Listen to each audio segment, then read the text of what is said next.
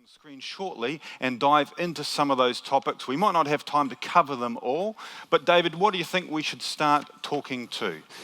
Why not? Let's start on the top left, robotics. Why not? The Minister, Damien, mentioned labour, the problems associated with that, etc. What about artificial intelligence robotics? Robotics, always a family favourite, almost as good as fish and chips or sausage rolls. So let's dive into robotics. How many of you know about Moore's Law?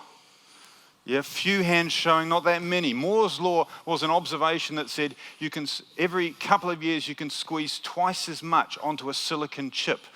And that meant that the power of computing kind of did an exponential curve like that, doubling every few years in its power, and the cost went the other way, like that. Moore's Law is a pretty interesting phenomenon. I want to take you back to the start of that period where costs were high and computing power was really low, and the competing technology was vacuum tubes or valves, and they made computers with vacuum tubes in it. And some of you may recall radios that had vacuum tubes that glowed in a sinister way in the back of them if you look behind them. Remember those days? In those days, silicon chips were much more expensive than valves, and they were typically only used in applications where the small size of them and the lightness of them was important, like ballistic missile guidance systems.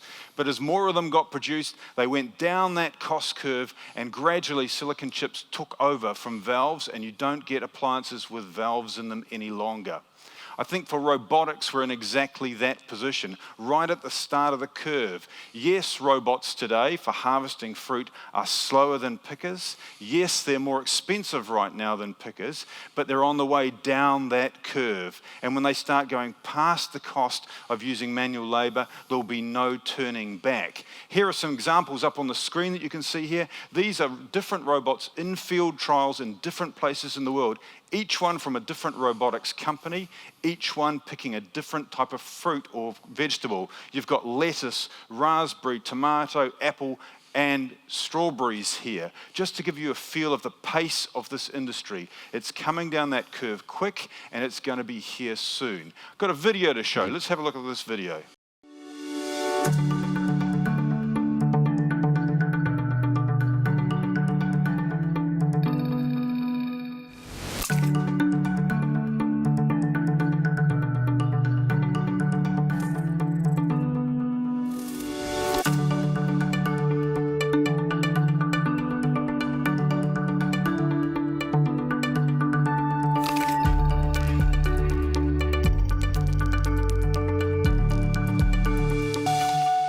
So here's the question for you. Most other industries, when they deploy robots, they think they're deploying them because of labor costs or labor availability. The interesting thing is they usually find, having deployed them, that that's not where the money comes from. Second order benefits are more valuable than labor savings. The question for each of you, what is the second order benefits that horticulture could get from deploying robotics, and who's going to capture the value? Key question for our industry to consider. David, what about robots in the marketplace? Right. I mean, interesting enough, of course, great to have robotic pickers, but then sometimes you get a premium for hand picking. And I took this photo just before leaving London. Here we are, Tesco saying, enjoy every single Tesco berry because it's hand picked. I noticed on the way to the airport from Auckland that Watties is doing exactly the same, saying our fruit is picked by a very special machine, and the machine is a hand. So robotics in the rest of the food industry, I have a particular interest in what's happening in consumers' end.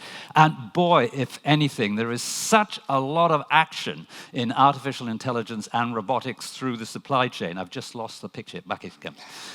Here we are, Kroger, which is a massive retailer, supermarket chain in the US, working with Ocado, which is probably the best in the world for robotic warehousing. And so there you are in the warehouse, in the distribution center for Kroger. You've got these robots working on a regular basis. Kroger, too, bringing in autonomous grocery delivery. This isn't just a pipe dream. It's starting to happen now. These machines are walking the streets or driving through the streets with no drivers. And I might add, David, the machine on the bottom there is actually, the founder of that company is a Kiwi. working in Silicon Valley on this technology? Well, talking about kiwis, here we are with KiwiBot.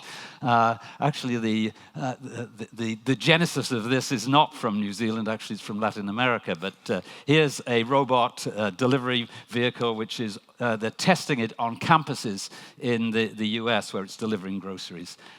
Moving on here to Walmart, the largest grocery retailer in the world, and it has a robot in the aisles in its supermarkets now, and what this is doing is checking the shelves to see if there's any gaps. If there is a gap, then there's a message back to those in the back, and they go and fill the shelves.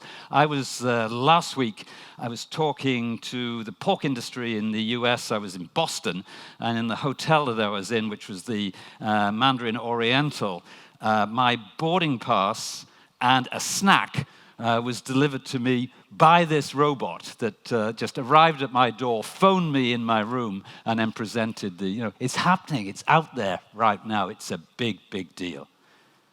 What about at retail itself? Well, Amazon, still to arrive, if you will, in New Zealand, but Amazon is just starting to roll out Amazon Go. Amazon Go is sort of little mini Amazons, so little convenience stores, if you will, where you just walk in and walk out. Walk in, take what you will from the shelves, and this will be a snack or a ready meal or whatever it is. So there's no payment, it just checks you in and it checks you out. From your perspective, what is interesting is what things would they sell in an Amazon Go retail store? Do you think you could buy carrots or potatoes? I don't think so. And so we're seeing these emerging new routes to the consumer, and I think from a horticultural point of view, you've got to say, so what does that mean to us? In what form does my product have to be if it's going to be sold in an Amazon Go store, for example? Moving on, let's and in fact, second actually, go. Being right on that topic, I think we could select from this menu perhaps lightly processed foods, since you were touching on that topic. Do you want to lead us out on that, David? Yeah, sure. I noticed that particularly over the last 5 years, that you just see more and more products, it's certainly in my market, but in many markets of the world, so it's lightly processed fruit and vegetable snacks. And I'm wondering, is that a brilliant opportunity for you guys, or is it a threat? Because increasingly, of course, consumers, they like the idea of fruit and veg. They want it to be natural. They want supply chains which are traceable and transparent. But actually, what they really want too is convenience. And actually, convenience often trumps, if you'll allow me to use the term, almost every other factor. And so what I see is your products being used, but they are used in a way where they are just a little bit more easy for consumers to use. Moving on. So, for example, here we go, products that I see on my shelves any day of the week in London. Here's Ball salad jars. They're brilliantly designed. You just can't resist taking them off the shelves. And so again, if I look at your industry, it's you are providing the raw materials, but somebody else is adding the value. And I think that's the sort of challenge for the horticultural industry, is how close do we want to get to the consumer? Because the closer you get to the consumer, the more value that there is. Eat in color, beautiful products. And here we go, raw smoothies. So these lightly processed, it may be HPP processed. And I noticed that the sort of products you see, they are startup companies. The investor doesn't come from the horticultural industry. They come often from finance or from Silicon Valley, for example. And there's always a theme here. There's a distinct pattern. The owners are very much part of the product. They say, this is me. I'm starting this company. I share your values. You, the consumer, I understand you. Minimal processing, as I said, HPP, all natural, of course. Often they'll link with a charity, with good works, etc. The minister was mentioning stories. There's always a story associated with it. And regular folksy blog. And for some reason or other, they always acknowledge their mums. Mind you, perhaps we should all acknowledge our mums. And here, Unilever. This is, like big deal companies are into it. Unilever will be about the number 2 or 3 global food company. And here they are working with Tesco. Nice by nature. This is ice lollies. But if you get into the detail here, it's a fruit ice lolly. It's one of your 5 a day. And it costs about 25 cents a lolly. Now, do you think children would like that? Yes. I think that sort of wolf in sheep's clothing, or sheep in wolf's clothing, whatever it is, that they're into your market and they're very heavy-duty competition. David, sorry, you go there. Off you go. I was just going to pick up on the point you were making on the previous slide on the young entrepreneurs. New Zealand as a country has invested quite heavily in building infrastructure which could support a whole lot of startup companies in this space. We have the Food Innovation Network, pilot plants scattered across the country, including HPP and those sort of light processing technologies. We have accelerators, some of which have the capability of accelerating startup companies in food and incubators for new businesses. We have entrepreneurism being taught in universities, and we have clubs of students, entrepreneurial student clubs, forming up in universities to support students who wish to leave university and start their own business. So we have all the ingredients of making a great salad in a bowl, or a great salad in a bowl company in this country. The question is, will we actually do that? Right. Now, as I said, because there are big players out there and they want your part of the market. Let's take the PepsiCos of this world, just launching a Hello Goodness healthy vending machine where there'll be like smoothies. Where will he put these machines? Right next to wherever you are.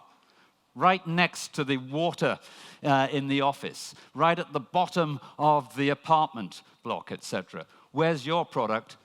In some other inconvenient space. This is big deal competition, I would suggest. We're moving on. Number 3, and what a good What would you like to go to, David? I think we can't miss on cannabis. Why not? Hands up those who... No, perhaps not.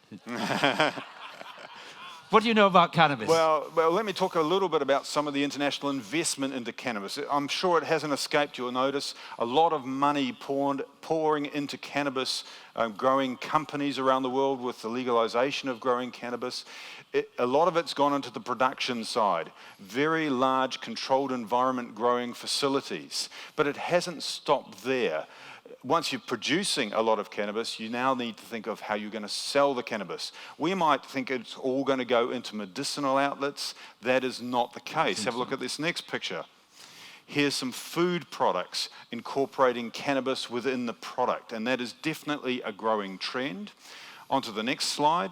Here we see a chef who is focusing on introducing cannabis into food within his menu, in his restaurants. And we all know chefs are the modern day celebrities, and we're going to have one of those on stage a bit later on today. Maybe he's got cannabis in some of his ingredients, maybe not.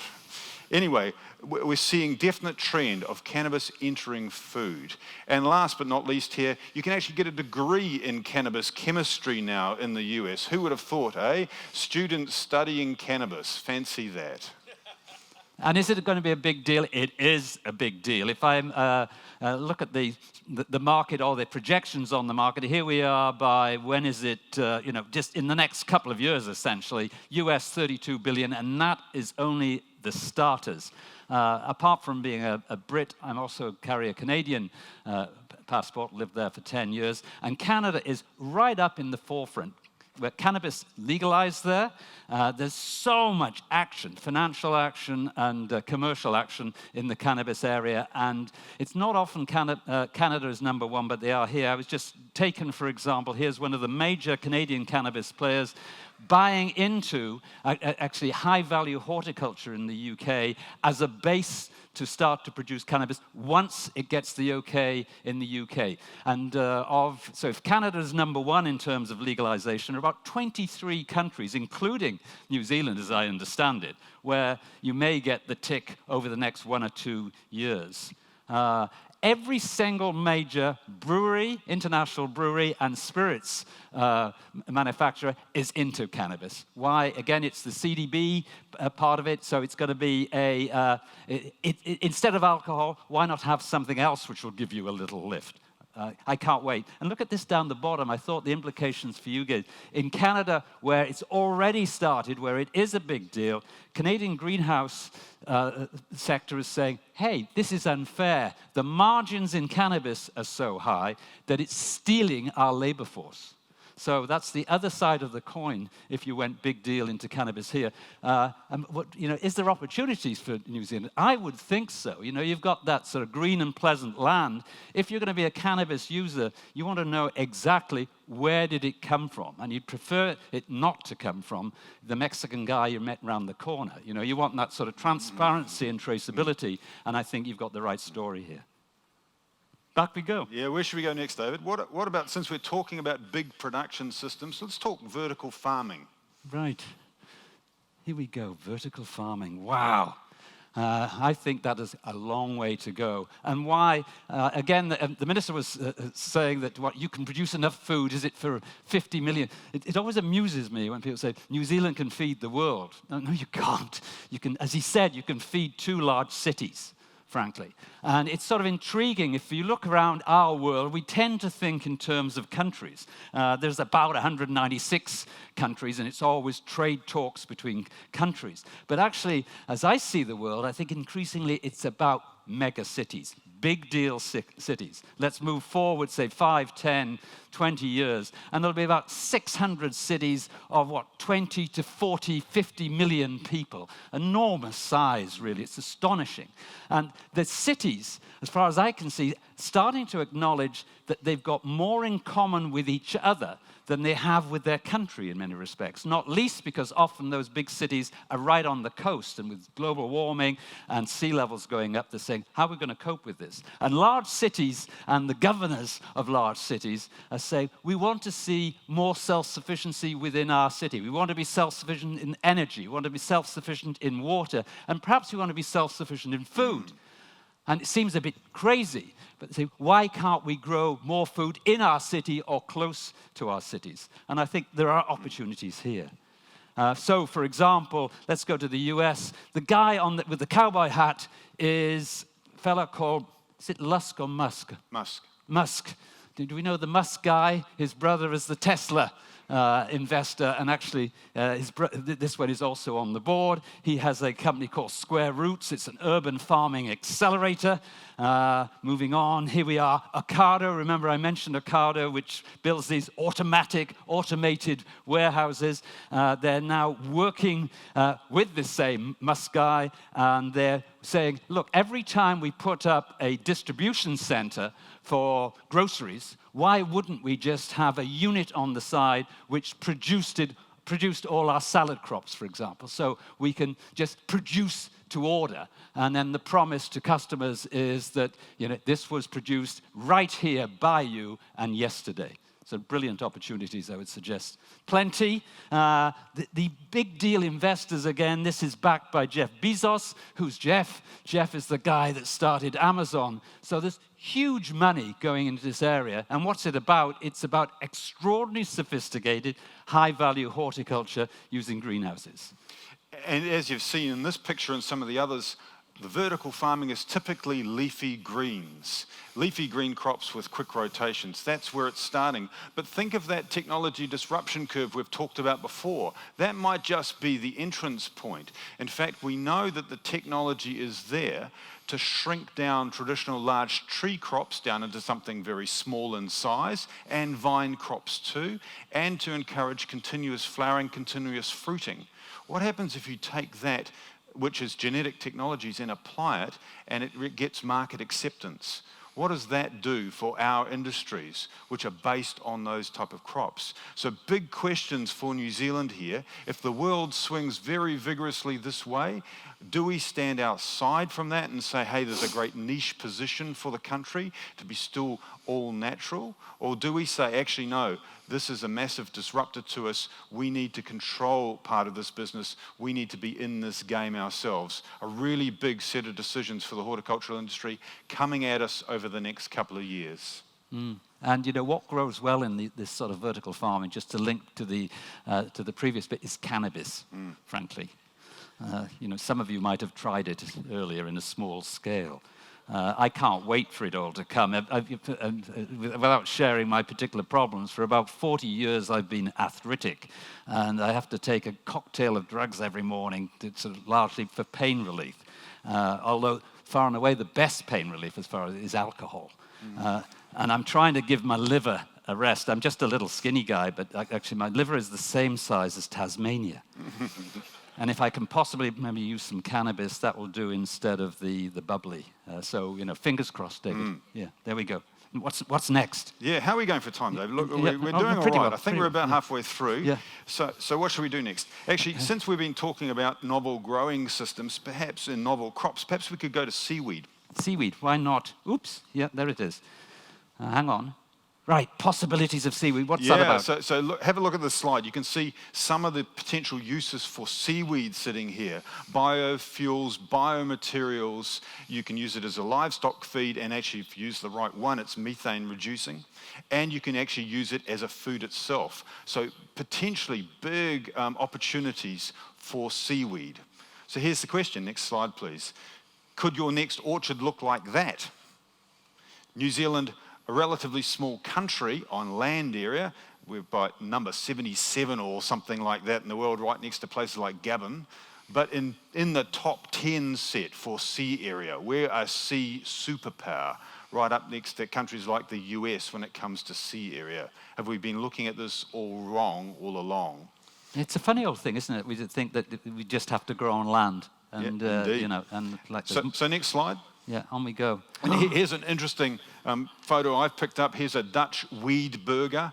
I'm willing to bet that there was the odd tourist wandering through Amsterdam who saw that and got completely the wrong idea and was expecting a very different ingredient in that burger. Yeah, and they never thought they'd be smoking seaweed. No, that's quite right. And yet, so should we be surprised that seaweed as a food? No. It's been an integral component of Asian cuisine for thousands of years. And I think its moment has come again, frankly. It's going to be a big deal. So who out there wants to be in the seaweed farm business? What have we got next? I think since we're on the topic of waves in water, we could do waves of vegetarian on the top of the menu there. Right. Perhaps I can kick that one off. Right. Waves of vegetarian, we've seen a lot of dialogue around the world going vegetarian. And my personal view on this is, yes, we will see some significant changes, but human diets change very slowly. And there's a pretty good historical reason for that, because our distant ancestors that ran through the rainforest sampling every berry that they came across tended to have a short life expectancy. In fact, our ancestors are far more likely to be the guy that followed along behind and said, just wait and see what happens as he eats that berry. I might not dive into this trend too quickly. And we see that play out throughout history. Human diet changes very slowly in series of slow steps. And vegetarianism as a wave on the Western society is not a new thing. I want to take you back quite some distance to the late 1900s when there was a massive burst of vegetarianism. In fact, it sounds a lot like today, because there were vegetarian restaurants opening up in cities like London. And even mainstream existing restaurants put vegetarian items on their menus. Sound familiar? It also started a spark of startup companies around the world, a number of which are still here today, and they're multi-billion-dollar corporations 100 years later. Companies like Kellogg's or Sanitarium or Post. Very big organizations today. In fact, if you look at Kellogg's original lineup of products, it was cornflakes, which of course we all knew. But the other product in their initial product lineup, a plant-based alternative to butter, later called peanut butter, and a plant-based alternative to meat, which mysteriously vanished from their repertoire quite quickly, so I suspect it tasted terrible. What have we got next? But it's a sort of intriguing time, isn't it? Because it doesn't matter what you pick up. You see this sort of, as you said, wave of vegetarianism. And the meat industry is feeling most uncomfortable. And again, if you read the foodie magazines, you think the world has gone vegetarian. Well, actually, here we are in the US, that eating meat is still the norm. So 86% of consumers in that large country are still the fundamental meat eaters, but increasingly you see this group called flexitarian. So there's 5% of vegetarian and vegan, and that really hasn't moved a great deal. But it's that middle piece, that flexitarian bit, where people say, I like meat, I'm just going to eat less of it. Actually, interestingly enough for the meat industry, they say, I'm going to eat less meat, but when I eat meat, I want to eat better meat. But also I want to eat more vegetable-based, more plant-based plant-based products. It's the same in the UK, I might tell you, but actually it's more advanced, where that flexitarian portion is the better part of 15% of people are saying actively, I want to reduce meat consumption, I want to eat more fruit and vegetables.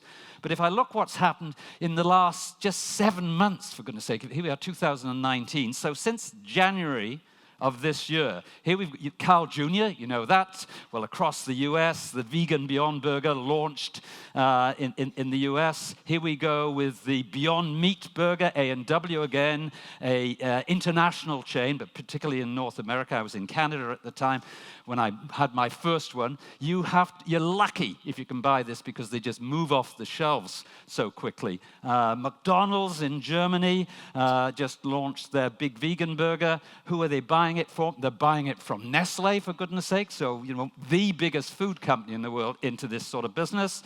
Here's the Impossible Whopper, now going national in the US. Again, the vegetarian burger. Subway, we know it well. The new meaty vegan garlic wrap. You know, there's something going on out there. Here we are in the UK, that McDonald's launched their first ever vegetarian Happy Meal for children. Again, it's just whisking off the shelf.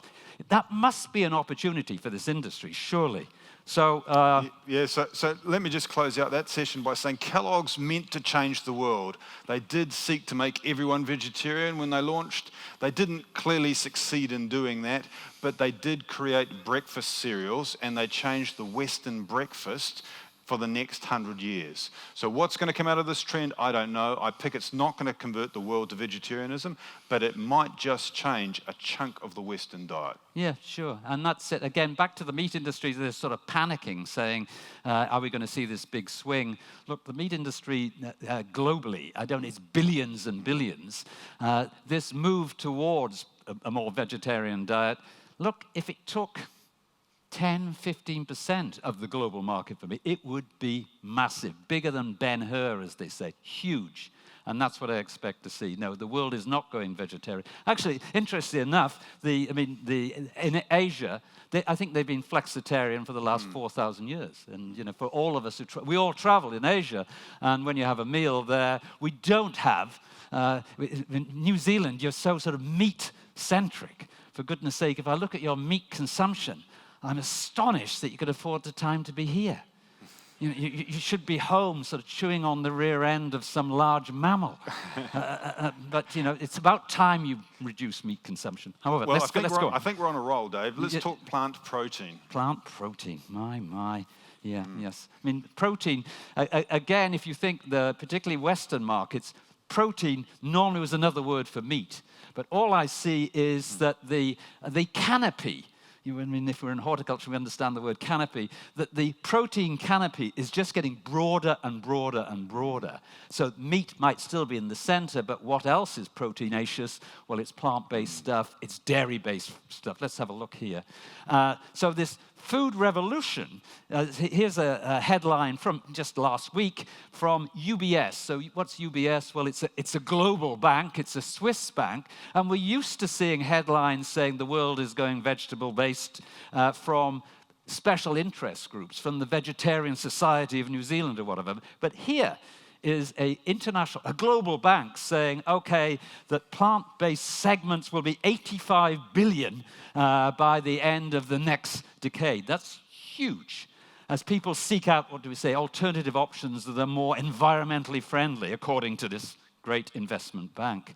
And again, if I go to my market, this is a sort of wonderful example of a flexitarian product. So first of all, it's a branded sausage product. It's Men's Health. Men's Health is, and always has been, a bodybuilding magazine for men, largely. But now it's cool, not wussy, for men to be concerned about their health. And Men's Health Kitchen, this lean pork sausage, is 50% pork and 50% haricot beans. What's the product like? Brilliant. It's lower fat, higher fiber. I can't tell the difference between that and regular sausages. From a mum point of view, your children who like sausages will eat this and not even know they've had a vegetable. So essentially, it's like a stealth vegetable. Brilliant. Do I think it's got market traction? Absolutely. They've got a long way to go. Who's going to grow the haricot beans? Are you bean growers here? Here we go. Is it just a sort of silly British thing? Not at all. About 3 weeks ago, I was in Italy, and I thought it'd be interesting to look on the supermarket shelves in Italy, because Italy has such a strong food culture. You'd think they're not going to pick up in these sort of fancy fads and fashions of food. Damn me, there was meters of shelf space of these flexitarian products. And here we are. It's a US slide of their view of what's happening in Western Europe. 16 to 36 linear feet within the meat case is now vegetable-based. And that was in the Netherlands and in Belgium. What have you got next? And look, the biggest food companies in the world are into this. This, again, is not sort of silly little startups. Here's Unilever. They've just bought the Vegetarian Butcher from Holland. And here's Nestle with their Garden Gourmet. It's big deal stuff. It's got a long way to go. And it's in your area. I like this too for mushroom people. Cumberland Shroom Dogs. It's a Sainsbury private label product. What do they taste like? Brilliant. Again, high fiber, relatively high protein, just beautiful, frankly. So a question for New Zealand, is this an opportunity or a threat for New Zealand? There's a number of people that think it's a threat. I don't agree with them. I think it's an opportunity for New Zealand. And here's why. I look back at history and I remember a similar sort of scenario back from the 1980s. Remember the cholesterol scenario from the 1980s? Health research at the time showing a correlation between cholesterol and heart disease. Many people saying, hey, this is the end of the dairy industry as we know it. Some people in the dairy industry saying this is the end of the world as we know it. It turned out not to be the case. It actually turned out to be a great opportunity for a number of players. So who made money out of that trend? Firstly, the margarine companies clearly did. People who owned branded margarine products did very well. They went from being something you were a bit embarrassed about and were typically sold into bulk caterers, where you could slip it onto bread when no one knew what the yellow stuff really was. It came from there to the middle of the supermarket and people were proudly buying it. So great for them. It was great for food ingredient manufacturers who sold colors, flavors, stabilizers, emulsifiers, all of those things. Specialty food companies did really well. Equipment manufacturers who made margarine equipment did really well. And surprisingly, some dairy companies did really well. How did the dairy companies do well out of a trend that looks so negative for them? Well, some of them got really smart and did blends. I'll blend vegetable oil in with my butter and do a blend. The vegetable oil is cheaper than the milk fat, so hey, I'm making the same margin, same price, higher margin for selling this product. Some got smarter again and did half-fat products. They replaced the milk fat with water and sold it at butter prices. Now that's pretty good economics. Some got really clever and did ultra-low fat products, sold it at an even higher price because it was ultra-low fat, and made megabucks on the water they were putting in those products. So people that rode the trend made money. Those that fought it lost out. So I think for us, this is a trend. The question we have is, how will we ride it to be successful? And here's a whole lot of different places countries can play on this slide in front of you. Yeah. Definitely something for the country to consider. David? But mind you, it's not without its threat for the dairy industry. It's sort of interesting in the US, if I look at fluid milk consumption in the US, over the last 12 years, it's reduced by 25%. And as all of us know, anybody who's based in large cities where coffee is booming as a business, then something like 50% of people are actually electing to use plant-based milks rather than sort of regular dairy milk. And so what does that mean to a Fonterra? I know this is not a dairy audience, but I'd say the same to a Fonterra as I'd say to meat companies. So let me start with meat. If I look at the global meat companies of this world, the companies like JBS out of Brazil, but they're everywhere, I'm saying, of course you're in the meat business, but you also have to offer flexitarian products, and you also probably should be in the vegetable-based in quotes, meat business too. And I would say the same to Fonterra. Yes, the guts of your business is about milk from cows, but if you're not into plant-based milks, you're missing a trick, frankly. And in the US, the biggest owners of plant-based milk brands, dairy companies. So people who fight the trend lose, people Yeah. that ride the trend win. Yeah. Let's keep on going, David, because we're using up our time. What should we go to next? Oh, my Lord. I mean, we've been a bit radical here. Let's do food from air, because Right. that looks pretty intriguing. Right, this must be you. Yeah, I think so. And hear this, read this out for, yeah, I was vegan for a while until a bunch of other people started being vegan too. Now I exist on just air and my own smug self-importance. And that's actually not quite so silly as it sounds. Have a look at this next slide. This is a company out of Finland making food out of thin air. They've picked up technology developed for the space program that uses energy and CO2 and fully synthesizes food with those as the starting raw materials. It's a fairly radical form. In fact, next slide might help us here. It's a fairly radical form of a technology that's growing out there, and that is synthetic foods, taking raw materials into a big stainless steel tank and creating foods. And all foods are potentially makeable via this technology. Big question here for us. Will consumers buy it? And if they do, is it a threat or an opportunity for New Zealand? Mm-hmm. Yeah. Because remember, we're going to add another 2 billion folk over the next 30 years, by the by. And here you are. What's New Zealand? 4.5 million. Heading for 5. We'll get Aiming there one for day, 5. Dave. And you're lovely people. You're cracking people, and you can fit you all on a bus. Yeah, better move on. Yeah, we better move on. We better move on. What next, Dave? What do you think? Well, let's see. I'll look at my list and look at your list. It's human biome. We haven't done that one. The human biome. Yes, do you want to introduce it? Yes, I will. And I want to introduce this with a story of twins. And here we go, a slide of world-famous twins here. Just to introduce the story. In fact, not twins at all, really. Our little secret is we're actually genetic clones. Early experiments in cloning. It's not pretty. No. The twins I'm really talking about are a twin study done at Imperial College, where David comes from. They studied twins and identical twins, genetically identical individuals, and their response to food, and found that their bodies responded quite differently to the same food. So how could that be? That's quite a puzzler. Genetically identical twins, yet some of them are putting on weight from eating food and others are not. How could this possibly happen? Turns out they had forgotten a whole chunk of genetics that's really important, and that's the genetics of the biome. The biome is around 2 kilograms of bacteria, yeast, and viruses that sit in our gut. Mm-hmm. And there's more different genetics in there than the rest of your body put together. The mass of DNA in your gut is bigger than the DNA in every other part of your body put together. What's more, every other cell in your body should have identical DNA to every other cell in your body. There's thousands of different organisms in your gut, each with its own unique DNA. So it's probably not surprising that these twins were responding differently, because there was a massive piece of DNA or genetics that they had forgotten about, the genetics of your gut.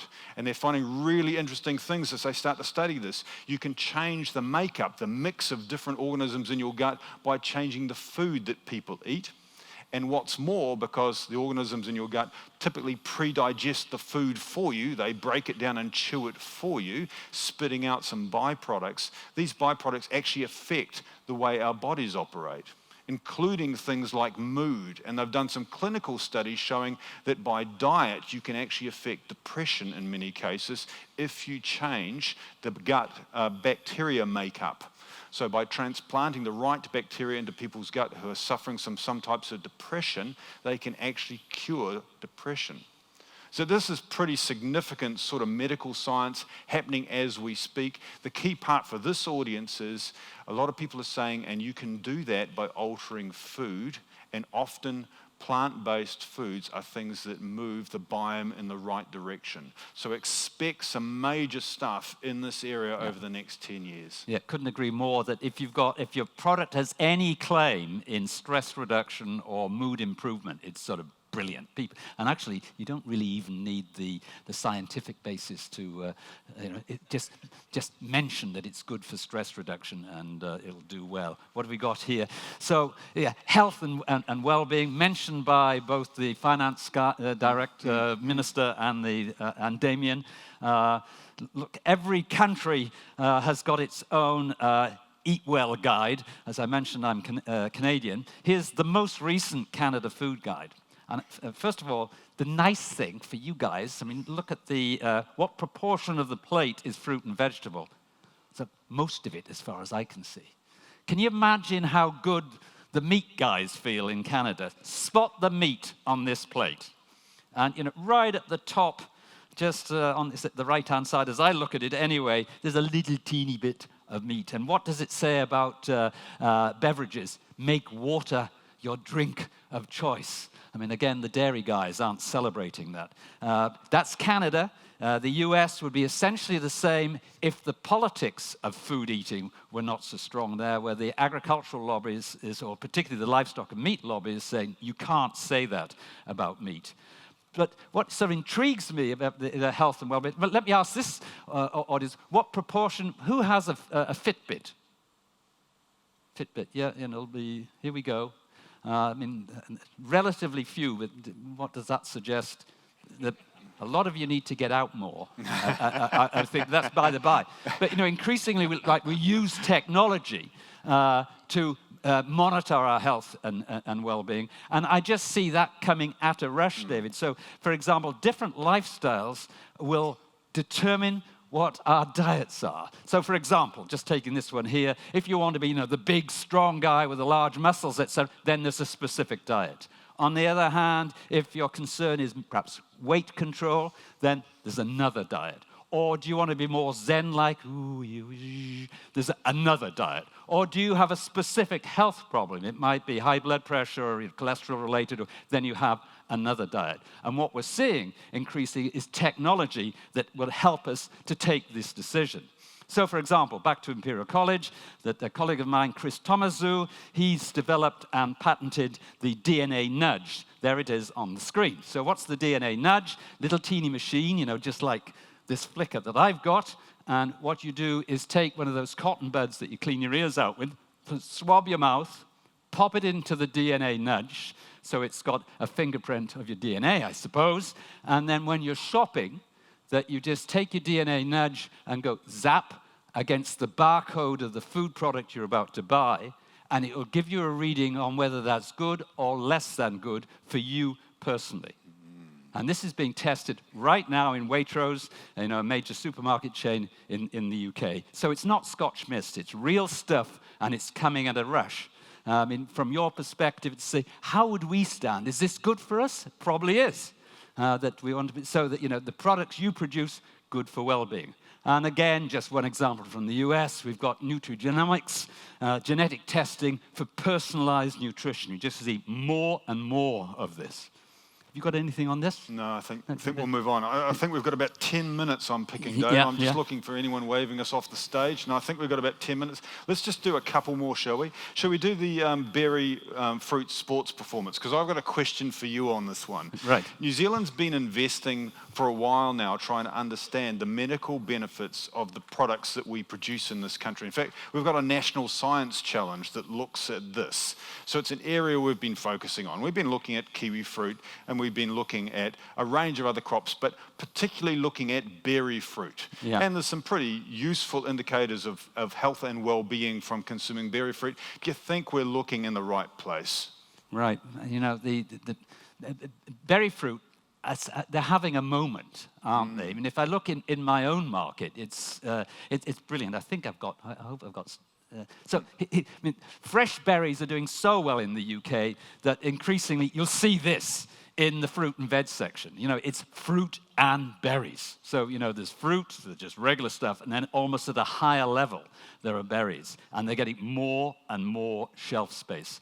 Actually, if you take some, don't want to be boring, but let's having a look at some statistics. If you went back 12 years ago, then berries essentially were 18% of the value of our fruit bowl. So of all the fruit purchased at retail, 18% was on fresh berries. Now, it's essentially 25%. So a quarter of the value of all fruit purchased in the UK is for fresh berries. I mean, why I find that interesting, David, people, why do you think they've been so successful? It's a combination of reasons. One is they've got this health halo. People understand that they've got the antioxidants or whatever it is, and actually, in particular, I would say blueberries, actually, but that's another matter. So they've got this health halo, and secondly, they're snackable. And you can just pop them in your mouth. It's just sort of brilliant. But they are expensive. Yet in our industry, we often say that consumers are driven by price. Well, not as far as fresh berries are concerned. And so are there opportunities here? You've done some great work, not least in black currants, actually, I think, in New Zealand. But the issue, certainly for us in the UK, is that we're just not competitive to produce fresh berries at a cost which would make them useful in in a processed product. And so, for example, if we were to take black currants, actually we could do it for black currants. Why? Because it's automatic harvesting, because you can combine them. But say with strawberries or raspberries, because we're still not at that stage, that anything that is of a processed strawberry or processed raspberry or blueberry for that matter, it would never be grown in the UK. We'd be buying from Poland, we'd be buying from Serbia, etc. But I think people they understand fresh berries, wow, bang. It's that sort of very high health benefit. The issue, though, often with health benefits for your products, and everybody knows fresh fruit and vegetables are healthy, but then what for? And also, if it's the health benefit, they'll also ask the question, how long is it going to take to deliver the benefit? And particularly for that group who we refer to as the millennials. They're lovely people, millennials, like anybody under the age of 35. But one thing they haven't got is patience. And so if there's a benefit, I want that delivered within 3 months. And that's having the science to prove that actually it's worthwhile me investing in this product because I know the benefit's going to be delivered within 3 months. Yeah. Okay, that's really helpful. Thank you, David. Are we moving? I think we are. Yeah, yes. I think we are. I think we've got time for maybe one or two more. Should we do the Asian high-value food market? Yes, right. And you must be as intrigued as we are about, you look, when you see stories like this, single bunch of grapes sells for US $11,000 in Japan. And you say, right, that's the market for me. Of course, the reality is they only sell one bunch. But that's by the by. But that sort of opportunity in Asia, one should never underestimate it because they are great ones for celebrating special occasions, whether that be Chinese New Year or indeed even around that Christmas period, even if they're not if the religion isn't Christian. So they're great gift givers. And the great gift givers, they like to give food, I would suggest. And this is some of ours. So this is the work that we did with Mintel, looking at gift giving in China. Just a couple of things I want to point out to you. See about halfway down the list, price range, ordinary urban folk giving gifts, $100 to $400 per gift. Now think about that for giving fruit or vegetables, which is a common gift. If you're aiming too low, you're going to miss this market. This market needs to be giving gifts that say, I respect you, I value you, I've parted with a lot of money for this gift. That's a bit like turning up on Valentine's Day with a cheap bottle of Coke. It's kind of not going to work unless the gift is valuable. So we've got to aim higher if we're going to hit this market. We're going to have to say, if we hit this market, this is a premium product, this is a high-value product, and this is a very big market. Over 50% of gifts given are food. See the point there? Yeah. A significant opportunity for us if we market it right. And as they say, imported foods are built in. They have built-in gift appeal, and particularly products from New Zealand. The expectation is they've got that sort of green and healthy aura that you pronounce for New Zealand, and no, it's take advantage of it. For me, using the American expression, say, do the math. Let's go through it. You're good at cherries, 1. The Chinese love cherries, 2. If I look at what's happening to Chinese tourist arrivals in New Zealand, they've just gone past Aussies. I mean, the Aussies, lots of Aussies come, but they don't spend any money. Chinese come here and spend lots. So you've got tourist numbers from China are growing sharply. 4, the forecasted Chinese visitors, they'll require 20 plus more planes per week. landing in Auckland or Christchurch or wherever. And there's space in those machines. That means that you have access to not just the Shanghais and the Guangzhous of this world or Hong Kong, that they're flying into the major tier 1 cities so you can go direct. I think it's particularly for cherries. And I'm sure you know and you're taking advantage now, but there's sort of brilliant examples that you can take those opportunities for very high value. They love cherries. They'll love your cherries, for goodness sake. Fantastic. Now, we've got time for one more, I think. One more. David? Yeah. Let's do one of your specialities. Let's do e-commerce. E-commerce, why not? Here we go. Look, again, this is sort of a bit statistically, but the fact of the matter is, if you look, forget about New Zealand for the moment, I know you find that difficult, but if you look sort of globally, then if you look at global retail trends, what is clear is that traditional supermarkets, I mean, some supermarkets of the type we know and love, in terms of their access to consumers, their moment has peaked. Their relative power has peaked. And so in terms of routes to the consumer, which are the ones that are growing? First of all, hard discounters, the ones you haven't got in New Zealand at the moment, but you'll know the ones I'm talking about. It's Aldi, which you know from Australia, but it's a German hard discounter. Lidl, which is a competitor of Aldi, which we have in the UK as well as Aldi. Both are in the US, and they're growing at pace. And next would be e-commerce, so grocery, so online grocery, if you will. It's not the biggest deal by any means in New Zealand, but it is growing very, very quickly in some markets. And then the third area that's growing is convenience, so smaller stores. So around the world, consumers are going less often to those great big barns. What is it, Pick and Pay? Is it Pick and Pay here? No. Pack and Save? Pack and Save? Pack and Save, yeah, they're big barns. So I love to go there. I love to go to Pack and Save because it gives me an opportunity to see people I wouldn't normally meet socially. But so it's sort of convenience. So you've got hard discount, online grocery, and convenience. People are shopping more often in smaller stores, and they'll buy when they need. So that sort of going out for the 4-week purchase is just less and less around the world. And so who's leading the way on online grocery? Don't go to the US. Largely don't go to Europe either. It's in Asia. If you look at South Korea in particular, but China, which is just below the UK, but it's such a bigger market, and it's just absolutely booming. And again, so what? I think you've got to look at your product and say, look, we're starting to see different ways you can reach consumers. What form should my product be in for each of those different channels? Because they require different formats, I would say. So fresh food, challenging for online, but online is, in some markets, it's a challenge. It's really interesting. Australia and New Zealand, for example, if you take on a grocery online, fruit and vegetable online, if you ask people in New Zealand or in Australia, would you allow your local supermarket, for example, to select the fruit and vegetables for your own family and then send it to you?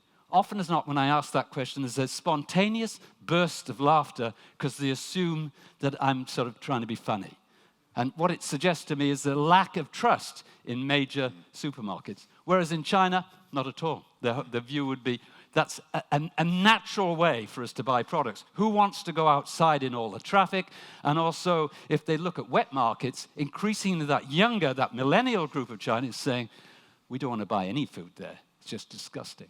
So, is the growth coming in online? Absolutely. And why wouldn't it be? I love this. It's just a nice little, again, a look at e-commerce with the different glasses. Remember, customers who bought this also bought, looks like everybody's grandmother. There we go. And again, if you look at online, as I said, look towards Asia, often look towards China. I just picked this up this week. Consumers, in this particular case, it's rather like it's something that actually has been on offer in Japan for some years, but consumers book produce pre-harvest from cooperatives, and then once harvest comes, it's delivered 2 days post-harvest at discount to retail prices. Who's organizing this? It's Alibaba. So Alibaba is essentially the Chinese Amazon. So big deal, high-tech companies are now getting direct to farm and direct to consumers. I think it's, and we're just going to see more and more of that, frankly. And again, different routes to the consumer. I mean, who would have thought this? This is Danone, one of the great food processing companies, dairy processors in the world. And here they are investing in the US in Farmer's Fridge. And so what would you expect to see in a vending machine? Normally would expect to see a Snickers bar, you know, a Mars bar or something. Well, here it's salads. It's salads for lunch being sold in vending machines. Where will you see these vending machines? Right next to where people are working or living. That's access, it's that convenience to purchase. I think that about. Yeah, I know there's a couple on there we haven't got to, Dave, but we're out of time. So. No, I've got, there's a last little end thing. Hang on, there we go. Yeah, that's a good place to end. Yeah, so let me just start by thanking David for the conversation. That was great fun, as always, David. Yeah. Always enjoy a conversation with you. And thank you, everyone in the room, too, for joining in on that conversation. I think, as you've heard here, there's some factors that are really strong supporting the ongoing growth of our industry. We've seen how technology could get behind us with things like robotics, via the e-commerce channels. There's a bundle of factors that should support our growth, but we also saw some significant questions that we as an industry have to ask. And perhaps the biggest one is, how do we want to be in market? How much are we willing of money and effort and energy are we willing to invest in the marketplace to ensure that we capture value that's created from these long-term trends? I think if we get that right, then collectively we can create a smart green future for New Zealand. Thank you. And I think that just one last is, look at this plate again. And, you know, what proportion of this plate do you have? A lot, I would say. And this is often which health authorities saying it should be half fruit and veg. I think actually what we want is we want at least half of the mind share of consumers. Because we all know that we should be eating more fruit and veg. The fact of the matter is that right around the world, particularly in higher income countries, we underperform in terms of consumption. That we don't hit our 5+ targets because we don't have 50% mind share. We just have to be better at getting our message across to consumers. And thanks. Thank you, David. Yeah, thank you. Thanks thank for you. listening.